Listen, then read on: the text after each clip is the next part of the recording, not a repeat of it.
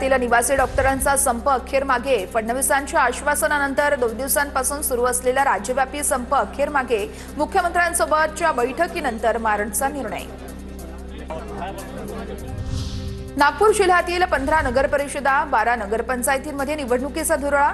जिल्ह्यातील अनेक दिग्गजांची नेते प्रतिष्ठा लागली पणाला। दरम्यान विजयाचा गुलाल कोण उधळणार याकडे सर्वांचंच लक्ष। छत्रपती संभाजीनगर पालिकेच्या प्रभाग आरक्षणाची सोडत 10 तारखेला निघणार। सोडतीसाठी पालिका प्रशासनाकडून 64 अधिकारी आणि कर्मचाऱ्यांची नेमणूक। प्रदेशाध्यक्ष झाल्यानंतर रवींद्र चव्हाण पहिल्यांदाच कोकण दौऱ्यावर। युती संदर्भातील भाजप कोकणातली भूमिका आजच स्पष्ट होण्याची शक्यता। रवींद्र चव्हाणांच्या उपस्थितीमध्ये रत्नागिरी सिंधुदुर्ग पक्षप्रवेश तसेच बैठकांचंही आयोजन। नागपूरमध्ये मवियातून लढण्यासाठी काँग्रेसकडून कोणताही प्रस्ताव नाही। आगामी निवडणुकांच्या पार्श्वभूमीवर राष्ट्रवादी शरद पवार पक्षाचे जिल्हाध्यक्ष प्रवीण कुटे यांची प्रतिक्रिया।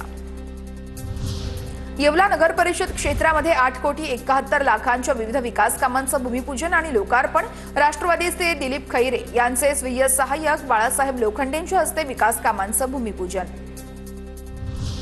नागपूर विभागामध्ये अतिवृष्टी आणि पुरामुळे बाधित शेतकऱ्यांसाठी 447 कोटी मंजूर। मदतीचं वाटप थेट शेतकऱ्यांच्या बँक खात्यात जमा होणार। वर्धा जिल्ह्यातील शेतकऱ्यांचं मोठ्या प्रमाणामध्ये नुकसान।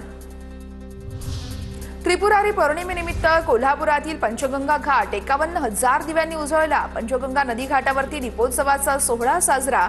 फटाक्यांची आतषबाजी करत पंचगंगा घाटावरती आकर्षक रांगोळ्या आणि पारंपरिक सजावट।